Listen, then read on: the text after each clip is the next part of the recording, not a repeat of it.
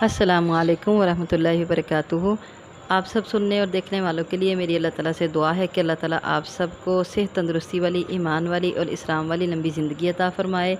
اور چونکہ الحمدللہ ہم پڑھ رہے ہیں ابراہیم علیہ السلام کے بارے میں، تو وہ اپنے اندر ایک مکمل توحید پرست انسان تھے،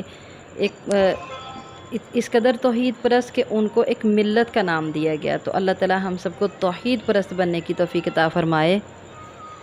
ہم پڑھ رہے تھے کہ ابراہیم علیہ السلام نے اپنے باپ کو، آزر کو اور اپنی قوم کو اور نمرود کو، سب کو جو ہے توحید کی دعوت دی، اللہ کے ایک ہونے کی دعوت دی۔ تو قوم کو انہوں نے دلائل کے ساتھ سمجھایا کہ ایسے معبود جن کو تم اپنے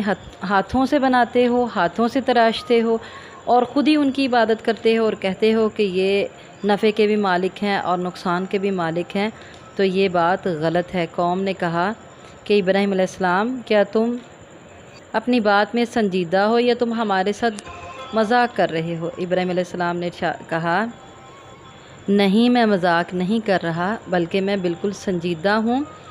اور اصل بات یہی ہے کہ اللہ تعالیٰ ہی تمہارا رب ہے، جو آسمانوں اور زمین کا رب ہے، اور جس نے سورج، چاند اور ستاروں کو پیدا کیا۔ سورج، چاند، ستاروں کی دلیل بھی سامنے رکھ کے ابراہیم علیہ السلام نے اپنی قوم کو، اپنے باپ آزر کو اور نمرود کو سمجھانے کی کوشش کی۔ مفسرین لکھتے ہیں کہ پھر جب ابراہیم علیہ السلام کی قوم کے عید کا دن آیا، تو انہوں نے ابراہیم علیہ السلام سے کہا کہ اگر تم ہمارے ساتھ ہماری عید پہ چلو اور ہماری خوشیوں میں شریک ہو تو تم ہمارے دین کو دیکھو گے، تمہیں ہمارا دین پسند آئے گا۔ ابراہیم علیہ السلام نے معذرت کی، اور قرآن پاک میں آتا ہے، انہوں نے کہا انی سقیم، کہ میں بیمار ہوں۔ اور یہ اس وجہ سے کہا کہ جب ستارے کی طرف دیکھا، چونکہ ابراہیم علیہ السلام کی قوم میں یہ رواج تھا کہ وہ ستاروں کو دیکھ کے جو ہے مستقبل کے بارے میں خبریں بتاتے تھے۔ تو ابراہیم علیہ السلام نے ستارے کی طرف دیکھا اور کہا کہ انی سقیم، کہنے لگے میں بیمار ہوں،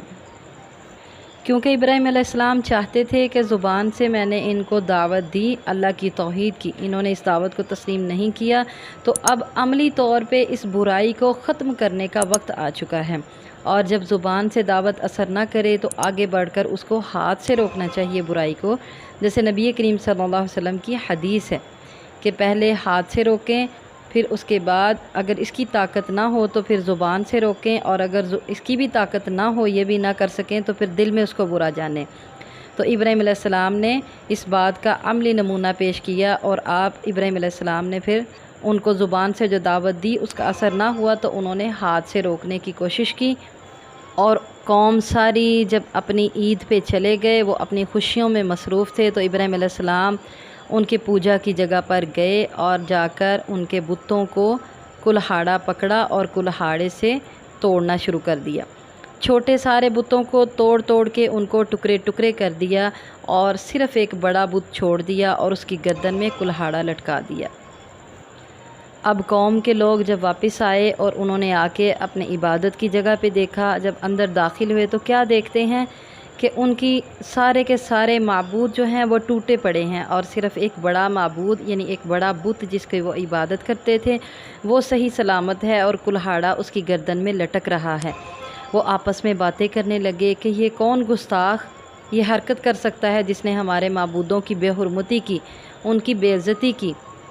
جس نے بھی یہ کیا ہے اس نے بہت ہی برا کام کیا ہے۔ جب وہ آپس میں باتیں کرنے لگے تو کسی نے کہا کہ ایک انسان ہے جو ہمارے معبودوں کو برا بلا کہتا ہے، اور یہ ہو نہ ہو اسی کی حرکت ہے۔ پھر انہوں نے ابراہیم علیہ السلام کا نام تجویز کیا اور کہنے لگے کہ ابراہیم علیہ السلام کو سامنے لایا جائے، ساری قوم کے سامنے لاؤ، اور اس کو ایسی عبرتناک سزا دی جائے کہ دوسروں کے لیے وہ نشان عبرت بن جائے۔ ابراہیم علیہ السلام کو بڑی محفل میں لایا گیا پوری قوم کے سامنے، اور ان سے پوچھا گیا کہ اے ابراہیم، کیا تم نے ہمارے بتوں کا یہ حال بنایا؟ کیا تم نے ہمارے بتوں کے ساتھ یہ کیا؟ کیا تم نے ان کی بے عزتی کی ہے؟ جب انہوں نے اپنے معبودوں کے بارے میں ابراہیم علیہ السلام سے پوچھا تو ابراہیم علیہ السلام کہنے لگے کہ یہ بڑا بت جس کو تم اپنے نفع نقصان کا مالک مانتے ہو، اور اس کے ساتھ تم چھوٹے معبودوں کی، چھوٹے بتوں کی بھی عبادت کرتے ہو، تو ہو سکتا ہے یہ بڑے بت نے برا محسوس کیا ہو کہ تم میرے ساتھ ان چھوٹے بتوں کو شریک کیوں مقرر کرتے ہو، تو اس وجہ سے اس نے ان کو مار دیا ہو، چونکہ کلہاڑا تو اس کی گردن میں لٹک رہا ہے۔ کلہاڑا اس بڑے معبود کی یعنی اس بڑے بت کی گردن پر لٹک رہا ہے، تو اس بڑے معبود سے پوچھو کہ اس نے چھوٹوں کو کیوں مارا، چھوٹے بتوں کو اس نے کیوں توڑا اور اس نے ان کو نقصان کیوں پہنچایا۔ ابراہیم علیہ السلام کا بتوں کے بارے میں یہ جواب سن کر اور حقیقت پر مبنی جو ہے یہ جواب سن کر مشرکین لاجواب ہو گئے اور آپس میں ایک دوسرے کی طرف دیکھنے لگے، اور پھر ان کو سمجھ آ گئی اس بات کی کہ یہ تو سارے جمادات، یہ سارے پتھر جو ہیں یہ بے روح ہیں جن کی ہم لوگ عبادت کر رہے ہیں، اور ان کی عبادت کر کے در حقیقت ہم ہی اپنے آپ پر ظلم کر رہے ہیں اور ابراہیم علیہ السلام کو خامخواہ مورد الزام ٹھہرا رہے ہیں۔ لیکن کچھ ہی دیر بعد وہ دوبارہ اپنے تکبر اور عناد کی وجہ سے پھر اکڑے اور تکبر کے ساتھ ڈٹ گئے اور پھر کہنے لگے کہ تمہیں معلوم ہے ابراہیم، یہ اصنام، یہ بت جو ہے یہ بول نہیں سکتے، اور ہم ان سے کیسے پوچھ سکتے ہیں کیونکہ یہ تو جواب بھی نہیں دیں گے۔ اب ابراہیم علیہ السلام کا وہ مقصد پورا ہو گیا جس کے لیے انہوں نے یہ بات کہی تھی۔ ان کے سامنے ان کی قوم نے خود ہی اس بات کا اعتراف کر لیا کہ یہ بت تو بولنے کی طاقت بھی نہیں رکھتے، تو یہ نفع نقصان پہنچانے کی طاقت کس طرح رکھتے ہوں گے۔ پھر ابراہیم علیہ السلام نے ان کو لاجواب کرتے ہوئے کہا کہ جب تم یہ بات مانتے ہو تو پھر تم اللہ کو چھوڑ کر ایسے بتوں کی عبادت کیوں کرتے ہو جو اپنی حفاظت بھی نہیں کر سکتے، جو خود کو نفع نقصان سے نہیں بچا سکتے، وہ تمہیں نفع نقصان کیسے پہنچا سکتے ہیں یا تمہیں نفع نقصان سے کیسے بچا سکتے ہیں۔ ہلاکت ہے تمہارے لیے، تف، ہلاکت ہو تم پر، اف، تمہارے اوپر بھی اور تمہارے معبودوں پر بھی، جو اتنی سی چھوٹی سی بات جو ہے تمہاری عقل میں نہیں بیٹھتی۔ اب وہ معاملہ ہوا جو ایک قاعدہ ہے کہ جب انسان دلیل سے لاجواب ہو جاتا ہے، جیسے ابراہیم علیہ السلام کی قوم ان کی دلیل سے لاجواب ہو گئی، ان کی عملی دلیل کے سامنے بالکل لاجواب ہونے کے بعد یا تو یہ تھا کہ نیکی ان پر غالب آ جاتی اور ان کو اپنی طرف کھینچ لیتی، یا بدی ان پر غالب آ جاتی۔ لیکن ابراہیم علیہ السلام کی قوم تو ایسی بدبخت تھی کہ بدی ان پر غالب آئی اور انہوں نے ابراہیم علیہ السلام کو دھمکیاں دینا شروع کر دیں اور کہنے لگے کہ اپنے معبودوں کی حفاظت کرنے کا بس ایک یہی طریقہ ہے، ان کی عزت کو برقرار رکھنے کا، ان کی عظمت کو برقرار رکھنے کا بس ایک یہ طریقہ ہے کہ ابراہیم علیہ السلام کو قتل کر دیا جائے یا پھر ان کو جلا دیا جائے۔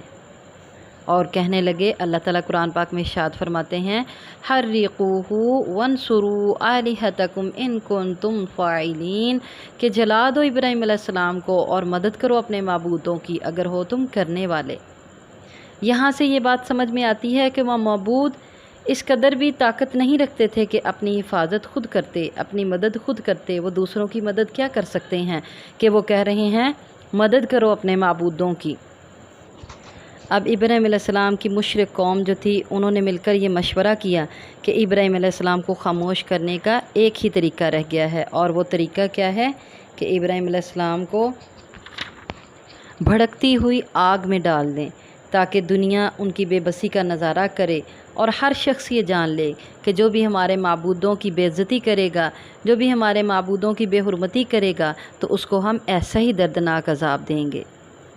انہوں نے ایک زبردست بھڑکتی ہوئی آگ جلائی اور اس قدر آگ زیادہ تھی کہ یہ آگے بڑھ کے ابراہیم علیہ السلام کو آگ کے پاس ہو کے اس میں نہ پھینک سکے، بلکہ انہوں نے کیا کیا، منجنیق میں ابراہیم علیہ السلام کو ڈالا اور دور سے آگ میں پھینکا کہ وہ اس قدر بڑا آگ، بہت زیادہ بڑی آگ تھی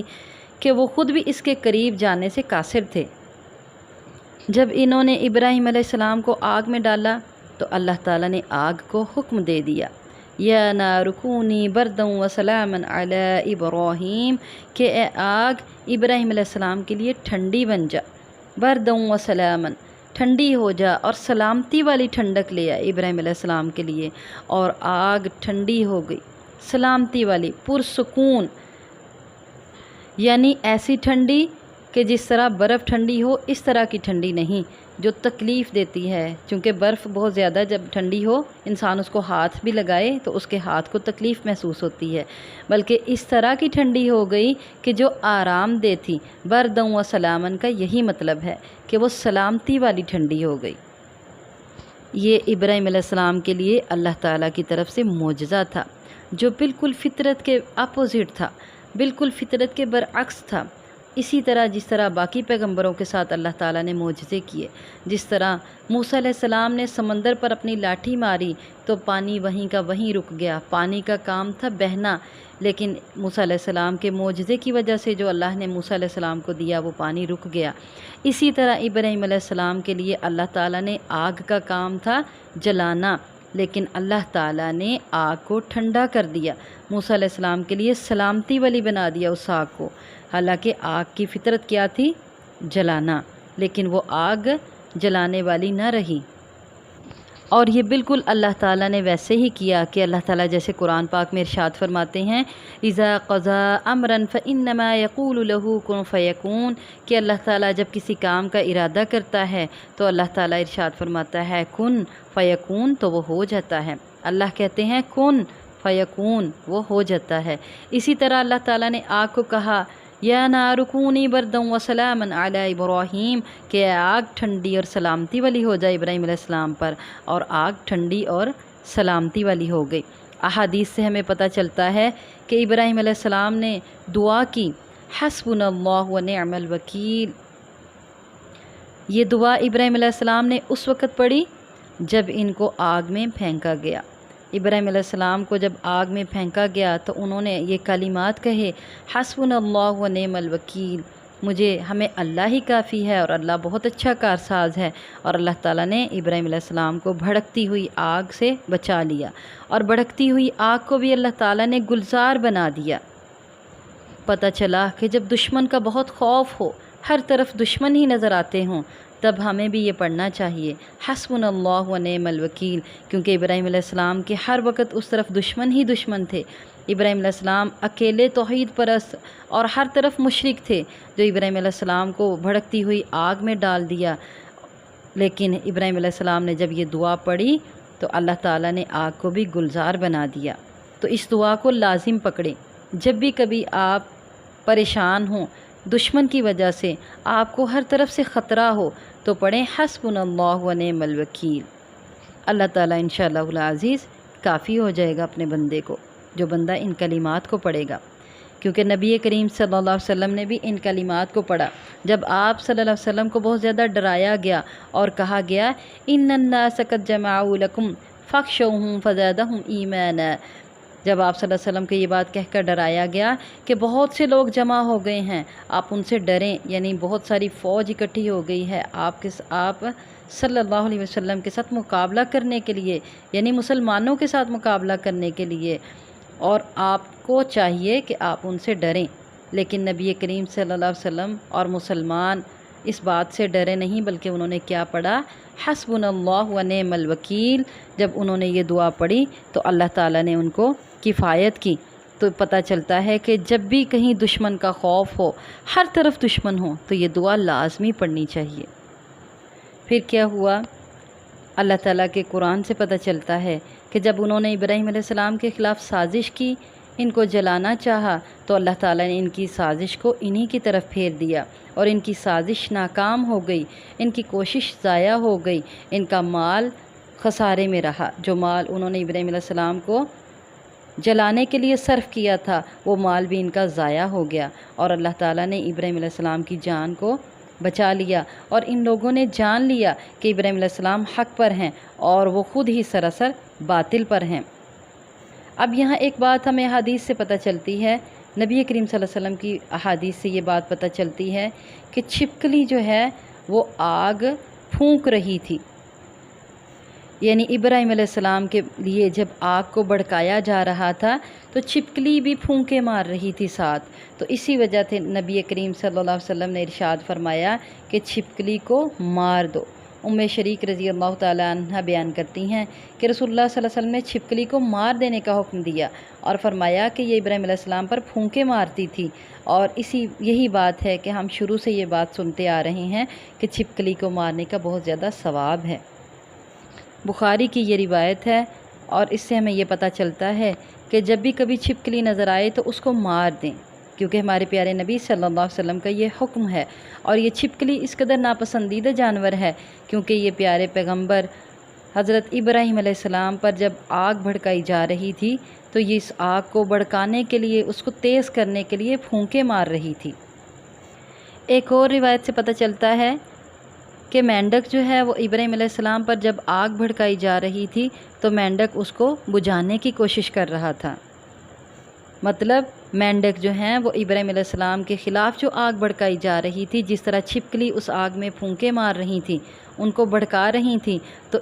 इसके अपोज़िट बिल्कुल मेंढक जो हैं वो उस आग को बुझाने की कोशिश कर रहे थे। तो अल्लाह के नबी सल्लल्लाहु अलैहि वसल्लम ने मेंढक को मारने से मना फरमाया।